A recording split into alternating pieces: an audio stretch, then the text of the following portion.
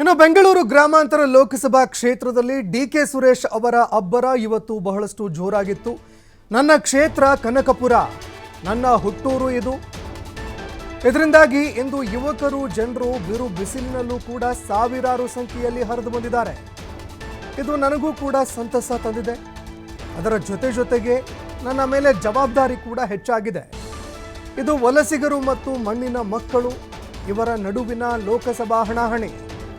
ಇಲ್ಲಿನ ಜನ ನನ್ನನ್ನು ಭಾವನಾತ್ಮಕವಾಗಿ ನೋಡ್ತಾರೆ. ಇಲ್ಲಿನ ಜನರು ಕೂಡ ನನ್ನ ಜೊತೆಯಲ್ಲಿ ಭಾವನಾತ್ಮಕವಾಗಿ ಕನೆಕ್ಟ್ ಆಗಿದ್ದಾರೆ, ನನ್ನನ್ನು ಕೂಡ ಭಾವನಾತ್ಮಕವಾಗಿ ನೋಡ್ತಾರೆ ಅಂತ ಕನಕಪುರದಲ್ಲಿ ಕಾಂಗ್ರೆಸ್ ಅಭ್ಯರ್ಥಿ ಡಿಕೆ ಸುರೇಶ್ ಭಾವನಾತ್ಮಕವಾಗಿ ಮಾತನಾಡಿದ್ದಾರೆ. ಬೆಂಗಳೂರು ಗ್ರಾಮಾಂತರ ಲೋಕಸಭಾ ಅಭ್ಯರ್ಥಿಗಳು ಇವತ್ತು ಕೂಡ ಅಬ್ಬರದ ಪ್ರಚಾರವನ್ನು ಮುಂದುವರಿಸಿದ್ದಾರೆ. ಇವತ್ತು ಎಲ್ಲೆಲ್ಲಿ ಹೇಗೆ ಮತ್ತು ಯಾವ ರೀತಿಯಾಗಿ ಜನ ಸ್ಪಂದಿಸ್ತಿದ್ದಾರೆ ಅಂತ ಅವ್ರನ್ನೇ ನಾವು ಮಾತಾಡ್ಸೋಣ. ಡಿಕೆ ಸುರೇಶ್ ಅವರು ನಮ್ಮ ಜೊತೆ ಇದ್ದಾರೆ. ಸರ್, ಇವತ್ತು ಅಬ್ಬರದ ಪ್ರಚಾರವನ್ನು ನಡೆಸ್ತಾ ಇದ್ದೀರಾ, ಮತ್ತು ತಮ್ಮ ಸ್ವಗ್ರಾಮದ ಮುಖಾಂತರನೂ ಕೂಡ ಹೋಗಿದ್ದೀರಾ, ಹೇಗೆ ಅನ್ನಿಸ್ತಾ ಇದೆ ಸರ್? ಇವತ್ತು ಕನಕಪುರ ತಾಲೂಕಿನಲ್ಲಿ ಪ್ರಚಾರವನ್ನು ಮಾಡ್ತಾ ಇದ್ದೇನೆ. ಈಗಾಗಲೇ ಎಲ್ಲ ಕ್ಷೇತ್ರದಲ್ಲೂ ಕೂಡ ಮುಗಿಸಿದ್ದೇನೆ. ಕೊನೆಯದಾಗಿ ಕನಕಪುರಕ್ಕೆ ಬಂದು ನಮ್ಮ ಏನು ಹುಟ್ಟೂರು ನಮ್ಮ ತಾಲೂಕು, ಸೊ ಹಾಗಾಗಿ ಕೊನೆ ಅಪೀಲನ್ನು ನಾನು ಅವ್ರಿಗೆಲ್ಲರೂ ಕೂಡ ಮಾಡ್ತಾ ಇದ್ದೇನೆ. ಭಾಳ ಉತ್ಸಾಹದಿಂದ ಎಲ್ಲರೂ ಕೂಡ ಸುಡು ಬಿಸಿಲಲ್ಲೂ ಕೂಡ ಬಂದು ತಾಯಂದಿರು, ಹಿರಿಯರು, ಯುವಕರೆಲ್ಲರೂ ಇವತ್ತು ಸಂಪೂರ್ಣವಾದಂಥ ಬೆಂಬಲವನ್ನು ವ್ಯಕ್ತಪಡಿಸ್ತಾ ಇದ್ದಾರೆ. ಸೊ ಭಾಳ ಸಂತೋಷನೂ ಆಗುತ್ತೆ, ಜವಾಬ್ದಾರಿನೂ ಹೆಚ್ಚಾಗುತ್ತೆ. ಸರ್, ಪ್ರಮುಖವಾಗಿ ಈ ಕ್ಷೇತ್ರದಿಂದ ಇಬ್ಬರು ಪ್ರಮುಖ ನಾಯಕರನ್ನು ರಾಜ್ಯಕ್ಕೆ ಕೊಟ್ಟಿರೋದು, ರಾಷ್ಟ್ರ ಮಟ್ಟಕ್ಕೆ ಕೊಟ್ಟಿರುವಂಥದ್ದು. ಸೊ ಇದೀಗ ಬೇರೆ ಕಡೆಯಿಂದ ಬಂದವರು ಇಲ್ಲಿ ನಿಂತ್ಕೋತಾ ಇದ್ದಾರೆ ಅಂದರೆ ಇಲ್ಲಿನ ಸ್ಥಳೀಯರು. ನಾನು ಬೆಳಗ್ಗೆಯಿಂದ ಓಡಾಟವನ್ನು ಮಾಡ್ತಾ ಇದ್ದೀನಿ, ಅಲ್ಲಿರುವಂಥದ್ದು ಅಂದರೆ ಇಲ್ಲಿನ ಮಣ್ಣಿನ ಮಕ್ಕಳು ಮತ್ತು ಹೊರಗಿನವರು ಅನ್ನೋದಿದೆ. ನೋಡಿ, ನಾನು ಇಲ್ಲಿ ಅವನು ಅನ್ನೋದನ್ನು ಯಾರು ತಪ್ಪಿಸ್ಲಿಕ್ಕೆ ಸಾಧ್ಯ ಇಲ್ಲ. ಇನ್ನೊಬ್ಬರು ಹಾಸನ ಜಿಲ್ಲೆಯಿಂದ ಬಂದವರು ಅಂತ ಅನ್ನೋದನ್ನು ಯಾರು ತಪ್ಪಿಸ್ಲಿಕ್ಕೆ ಸಾಧ್ಯ ಇಲ್ಲ. ಸೊ ಹಾಗಾಗಿ ಇವತ್ತು ನಮ್ಮ ಹುಟ್ಟು ಸಾವು ಎರಡೂ ಇದೇ ಜಾಗದಲ್ಲಿ. ಕರ್ಮಭೂಮಿನೂ ಇಲ್ಲೇ, ಹುಟ್ಟು ಇಲ್ಲೇ, ಸಾವು ಇಲ್ಲೇ. ಸೊ ಹಾಗಾಗಿ ಇವತ್ತು ಜನರು ನಮ್ಮ ಜೊತೆ ಭಾವನಾತ್ಮಕವಾಗಿ ಅವರು ಒಂದು ಕುಟುಂಬದ, ನನ್ನನ್ನು ಕೂಡ ಪ್ರತಿಯೊಬ್ಬರು ಕೂಡ ಒಬ್ಬ ಕುಟುಂಬದ ಸದಸ್ಯನ ಥರ ನೋಡ್ತಾರೆ. ಸೊ ಹಾಗಾಗಿ ಕೆಲವರು ಅಣ್ಣನ ಥರ ನೋಡ್ತಾರೆ, ಕೆಲವರು ತಮ್ಮನ ಥರ ನೋಡ್ತಾರೆ, ಕೆಲವರು ಮಗನ ಥರ ನೋಡ್ತಾರೆ. ಸೊ ನಾನು ಅಷ್ಟೇನೆ, ಪ್ರತಿಯೊಬ್ಬರೂ ಕೂಡ ವಯಸ್ಸಿನ ಭೇದ ಇಲ್ಲದೆ ಎಲ್ಲರ ಜೊತೆ ಪ್ರೀತಿ ವಿಶ್ವಾಸದಿಂದ ಅವ್ರ ಜೊತೆ ಒಡನಾಟಿಯಾಗಿ ಕೆಲಸ ಮಾಡ್ತಾ ಇದ್ದೀವಿ. ಹೇಗಾದರೂ ಮಾಡಿ ಡಿಕೆ ಬ್ರದರ್ಸ್ನ ಕಟ್ಟಾಕಬೇಕು ಅಂತ ಹೇಳಿ ಒಂದು ಕಡೆ ಡಾಕ್ಟ್ರನ್ನು ಕರ್ಕೊಂಡ್ಬಂದಿರುವಂಥದ್ದು, ಮತ್ತೊಂದು ಕಡೆ ಈ ಬಾರಿ ನಿಮ್ಮ ಜಯದ ಮುಖಾಂತರ ಮತ್ತೆ ಕೂಡ ಮುಂದಿನ ರಾಜ್ಯದ ಮುಖ್ಯಮಂತ್ರಿ ಆಗ್ತಾರೆ. ಇಲ್ಲಿನ ಸ್ಥಳೀಯರು ಕೂಡ ಆಸೆಯನ್ನು ಇಟ್ಕೊಂಡಿದ್ದಾರೆ, ಅದನ್ನು ತಪ್ಪಿಸಬೇಕು. ಹೀಗಾಗಿ ಡಿಕೆ ಸುರೇಶ್ ಅವ್ರಿಗೆ ಬ್ರೇಕ್ ಹಾಕಬೇಕು ಅನ್ನೋದು ಒಂದು ಕಡೆ ನಿಮ್ಮ ಆಪೋಸಿಟ್ ಅಭ್ಯರ್ಥಿಗಳಿರ್ಬೋದು ಮತ್ತು ಬೇರೆ ಪಕ್ಷದವರ ಪ್ಲಾನಿಂಗ್ ನಡೀತಾ ಇದೆ. ನೋಡಿ, ಅವ್ರು ಏನು ಪ್ಲಾನಿಂಗ್ ಮಾಡ್ತಾರೆ, ಯಾವ ರೀತಿ ಕೆಟ್ಟ ದೃಷ್ಟಿಯನ್ನು ಇಟ್ಟಿದ್ದಾರೆ ಅನ್ನೋದು ಇಡೀ ರಾಜ್ಯಕ್ಕೆ ಗೊತ್ತಿರುವಂಥದ್ದು. ಇವತ್ತು ಕ್ಷೇತ್ರದ ಜನ, ವಿಶೇಷವಾಗಿ ನನ್ನ ಕ್ಷೇತ್ರ ಕನಕಪುರ ಕ್ಷೇತ್ರ, ಬೆಂಗಳೂರು ಗ್ರಾಮಾಂತರ ಕ್ಷೇತ್ರದ ಜನ ನಾನು ಮಾಡಿರೋ ಕೆಲಸ ಕಾರ್ಯಗಳನ್ನು ಗುರುತಿಸ್ತಾರೆ. ಬಹುಶಃ ತಾವು ಎಲ್ಲ ಕಡೆ ಹೋಗಿದ್ದೀರಿ ಅಂತ ಕಾಣಿಸುತ್ತೆ.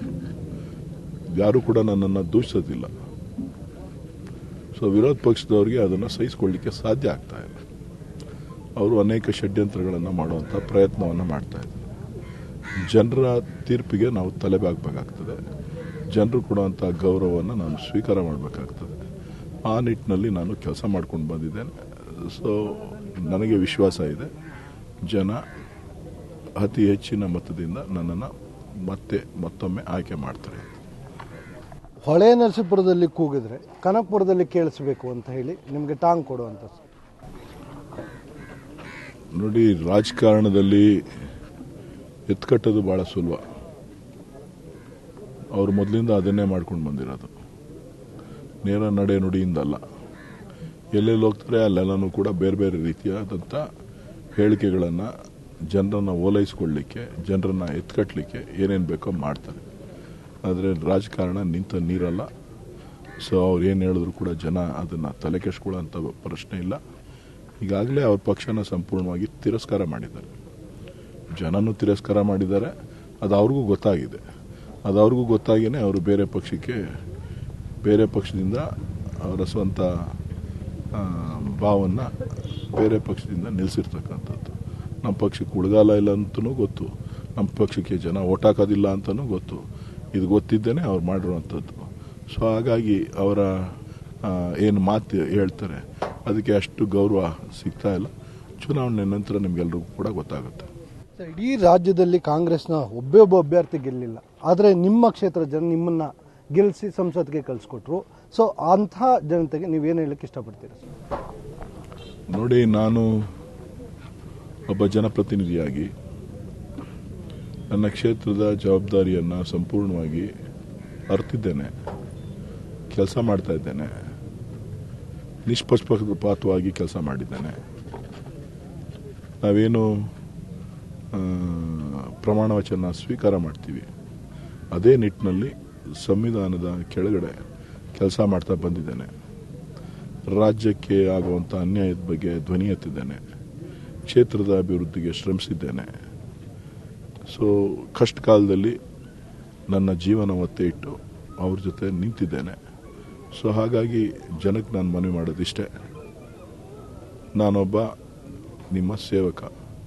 ನೀನು ನನಗೆ ಮಾಡಿರುವಂಥ ಕೆಲಸಕ್ಕೆ ಕೂಲಿ ಕೊಡಿ ಅಂತ ಕೇಳ್ತಾ ಇದ್ದೀನಿ.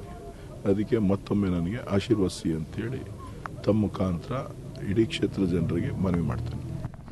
ಎಲ್ಲೂ ಕೂಡ ಆಗದೇ ಇರೋಂಥ ಅಭಿವೃದ್ಧಿ ನಿಮ್ಮ ಕ್ಷೇತ್ರದಲ್ಲಾಗಿದೆ ಅಂತ ಅಭಿವೃದ್ಧಿದ ಹರಿಕಾರ ಅಂತ ಹೇಳ್ತಾರೆ ನಾವು ಹೋದ ಕಡೆ ಎಲ್ಲನೂ. ಸೊ ಇನ್ನೂ ಏನು ಬಾಕಿ ಉಳಿದಿದೆ ನಿಮ್ಮ ಕ್ಷೇತ್ರಕ್ಕೆ ನೀವು ಮಾಡುವಂಥ ಅಭಿವೃದ್ಧಿ ಕೆಲಸಗಳು? ಸಾಕಷ್ಟು ಯೋಜನೆಗಳಿನ್ನ ಕೂಡ ಇದೆ ಮಾಡಬೇಕಾದಂಥದ್ದು. ಆಗೋಯ್ತು ಅಂತಕ್ಕಂಥದ್ದಲ್ಲ. ಯಾವತ್ತೂ ಕೂಡ ಅಭಿವೃದ್ಧಿ ಅಂತಕ್ಕಂಥದ್ದು ಒಂದಾದ ಮೇಲೆ ಒಂದು ನಿರಂತರವಾಗಿರ್ತದೆ. ಇವತ್ತಿನ ಆಧುನಿಕ ಯುಗಕ್ಕೆ ಏನೆಲ್ಲ ಬೇಕಾಗಿದೆ ಅದನ್ನೆಲ್ಲವನ್ನು ಕೂಡ ಮಾಡಬೇಕಾಗ್ತದೆ. ಸೊ ಅದಕ್ಕೆ ಈಗಾಗಲೇ ಸನ್ಮಾನ್ಯ ಡಿ ಕೆ ಶಿವಕುಮಾರ್ ಅವರ ನೇತೃತ್ವದಲ್ಲಿ ಈಗಾಗಲೇ ಈ ತಾಲೂಕಿಗೆ ಏನು ಕಾರ್ಯಕ್ರಮಗಳನ್ನು ಮಾಡಬೇಕು ಅದನ್ನೆಲ್ಲ ಕೂಡ ಮಾಡ್ತಾ ಇದ್ದಾರೆ. ಅದರ ಜೊತೆಗೆ ನಾನು ಕೂಡ ಸಹಕಾರವನ್ನು ಕೊಡ್ತಾ ಇದ್ದೇನೆ. ನಾನು ಇಡೀ ನನ್ನ ಲೋಕಸಭಾ ಕ್ಷೇತ್ರದಲ್ಲೂ ಕೂಡ ಒಂದು ನನ್ನದೇ ಆದಂಥ ಕನಸುಗಳನ್ನು ಇಟ್ಕೊಂಡು ಕೆಲಸ ಮಾಡ್ತಾ ಇದ್ದೇನೆ. ಮತ್ತು ಅದನ್ನು ಮುಂದುವರಿಸಲಿಕ್ಕೆ ಅವಕಾಶ ಮಾಡಿಕೊಡಿ ಅಂತ ಕೇಳ್ತಾ ಇದ್ದೇನೆ. ಉಳಿದ ಯಾವ ಸಂಸದರಿಗೂ ಕೂಡ ಗ್ರಾಮ ಪಂಚಾಯತ್ ಮಟ್ಟಕ್ಕಾಗಲಿ ಗ್ರಾಮಗಳಿಗೆ ಹೋಗಿ ಕೆಲಸ ಮಾಡಲಿಕ್ಕೆ ಆಗ್ತಿಲ್ಲ.